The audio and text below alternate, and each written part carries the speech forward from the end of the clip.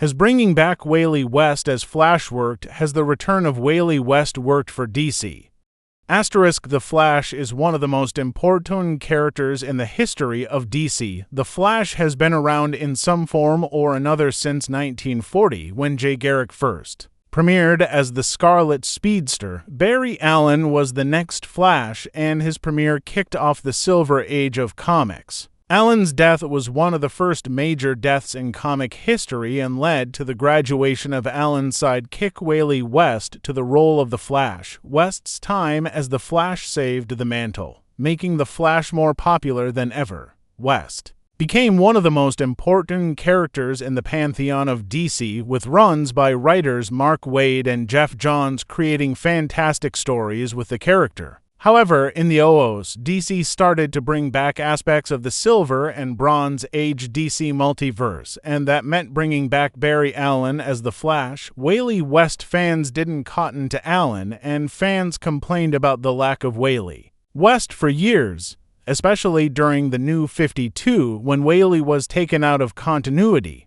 Wally returned in 2016, but was still treated as a lesser character compared to Barry Allen, and it wouldn't be until 2020 that DC made Wally into the Flash. Again, Wally West is considered the best Flash, and his return to the mantle gave fans exactly what they wanted.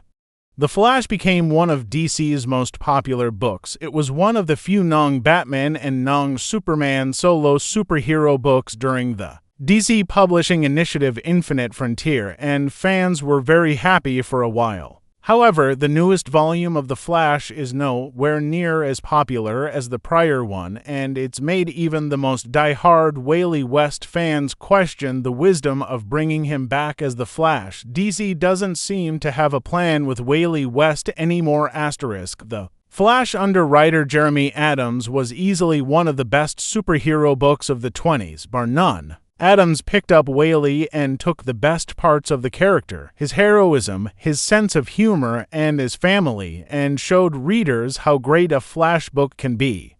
DC Comics has a lot of speedsters, but there's something about Wally West. Adams seemed to have a plan for Wally and his family. He built up Wally's kids Irie and Ja, better defining their powers and personalities and teasing a relationship between Ja and Animal Man's daughter Maxine. He reminded people why Wally and Linda are one of the greatest couples in superhero comics. He brought Wally and Wallace West, the new 50 version of the character, together, mirroring the way that Barry and Wally had worked together years before. Adams seemed to have charted a path for Wally to get back to the top of the superhero community, and it was working. However, DC dropped Adams after the excellent 1 Minute War, and since then, things haven't been nearly as bright for Wally and his family. Now, I'm a fan of C. Spurrier's The Flash. I like the way he expanded on the Speed Force, the way he changed the West family dynamic, and the sci-fi ideas of things like the Archangels and the Linear Bureau. I like the way the book has developed since DC All-In started. However, Spurrier's run has completely derailed what Adams was building and taken Wally in directions that not everyone has been enjoying, and it begs the question of whether bringing Wally back was correct. Wally is a great character and was once extremely important to the DC superhero community. However, it doesn't really feel like his return has brought him back to where he should be. I think one of the problems with Wally's return is that he hasn't been given his prestige back.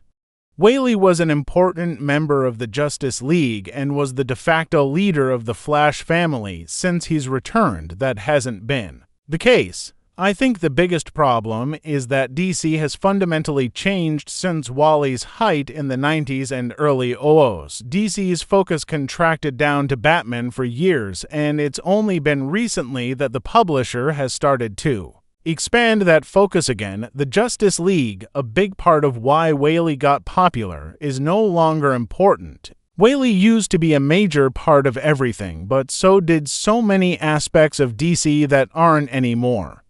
DC is rebuilding right now, but so far, Wally's prestige hasn't been a focus. Wally West hasn't been rebuilt yet, but his return has been. A net positive mistakes have definitely been made with Wally West since his return. The Adams run definitely put Wally on the path back to where he was, but there was always a problem with that. This is a very different DC than what the company was.